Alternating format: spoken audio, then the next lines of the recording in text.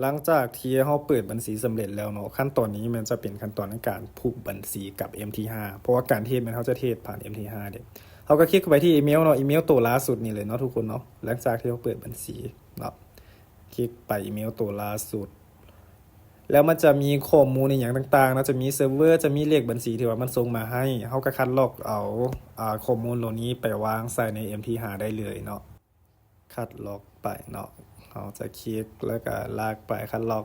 มันจะมีคำว่าวงเล็บ MT5 แต่ว่าวงเล็บ MT5 ในเขาจะบ่คัดลอกก็ได้หรือว่าถ้าหากว่ากรณีที่ว่าเขาคัดลอกไปแล้วเวลาไปกรอกใส่เขาก็ลบทิมคำว่าวงเล็บ MT5 เนาะไปวางใส่ใน F เนาะไปที่ว่ายังบ่ได้โหลดกันเข้ามาก็แนะนำให้โหลดมาเลยเนาะพิมพ์คำว่า MT5 มันจะขึ้นมาเนาะคลิกการตั้งค่าคลิกบัญชีกรณีที่ว่าเขายังบ่เคยผูกบัญชีใดมันจะขึ้นคำว่าวางเป้าอยู่ลุ่มเนาะเขาก็กดไม้บวกแต่กรณีที่ว่าเขาผูกไว้หลายบัญชีเขาก็กดไม้บวกคือกันนั่นแหละกดไม้บวกอยู่แจขวามืออยู่ถึงเนาะกดไม้บวกแล้วก็กดวางเซิร์ฟเวอร์เนาะเซิร์ฟเวอร์ที่ว่าเขาคัดลอกมาตะกี้เด้บ่โหลดหาแป๊บนึงโอเคขึ้นมาแล้วเนาะเขาก็คลิกเข้าไปคลิกแล้วห้องนี้แม่นจะเป็นห้องของจะเป็นเลขบัญชีเนาะตัวนี้เด้712 343ก็ลองมาวางใส่อีกเนาะแล้วห้องรหัสผ่านก็คือเก่าเนาะกลับไปในอีเมลก็เอาอยู่ในอีเมลคือเก่าเนาะห้องรหัสผ่านจะเป็นรหัสตัวรูมเนาะขั้วมือคือมันจะมี2ตัวเนาะเขาคัดลอกเอาตัวถึงเนาะ password คัดลอกไปวางใส่เลยวางใส่แล้วก็กดต่อไปเนาะโอเค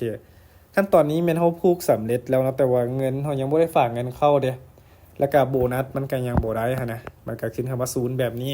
คือการที่ว่าเฮาจะได้โบนัสคือที่เฮาเว้ากันในคลิปก่อนหน้านะเฮาต้องได้แจ้งเมลกับเลขบัญชีเลขบัญชีเทศเลขบัญชีผูก MT5 นี่แหละแจ้งให้กับคือแจ้งให้กับคอยก็ได้เนาะสำหรับคนที่ว่าสามารถผ่านลิงก์คอย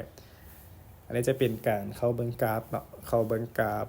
ลองเข้าเบิ่งเนาะคลิกเข้าไปคู่ที่ว่าเฮาจะเทศอันนี้จะคลิกเข้าไปกราฟถงคำเนาะแล้วก็สิมีประมาณนี้บอกกราฟมันสิเป็นประมาณนี้ตอนนี้แม้นถ้าว่าเฮามีเงินแม่นเฮาสามารถที่จะเทรดได้เลยและฟังก์ชันอย่างต่างๆเนาะในการใช้ MT5 แม่นสำหรับคนใหม่ที่ว่ายังบ่เคยใช้ก็อาจจะงงๆนิดนึงต้องได้ฝึกกันใช้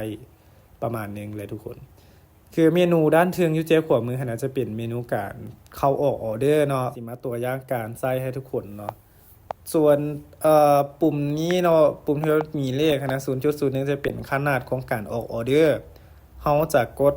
0.01 ก็ได้ 0.1 ก็ได้หรือ1ล็อตก็ได้เนาะล็อตก็คือว่าขนาดการออกออเดอร์ถ้าสิเทียบใส่ binary option ก็สิเป็นการปรับเงิน1เหรียญ2เหรียญ3เหรียญ4เหรียญก็ว่ากันไปแต่ใน forex มันจะเป็นล็อตเนาะ 0.01 1ล็อต10ล็อต3ล็อตประมาณนี้เนาะโอเคก็สิประมาณนี้ทุกคนอันนี้ก็สิเป็น buy limit sell limit เนาะจะบ่ได้มีหยังซับซ้อนหลายต้องได้ฝึกใช้ประมาณนึงและสำหรับใครที่สมัครบัญชีสำเร็จแล้วก็อย่าลืมแจ้งเมลพร้อมกับรหัสบัญชีพร้อมกับเลขบัญชีมาเดี๋ยวสิเสนอโบนัสให้แล้วก็คือจะมีกลุ่มให้เข้าร่วมอีกว่าจะเป็นกลุ่มทาง Facebook แล้วก็กลุ่มทาง Discord เนาะประมาณนี้ทุกคน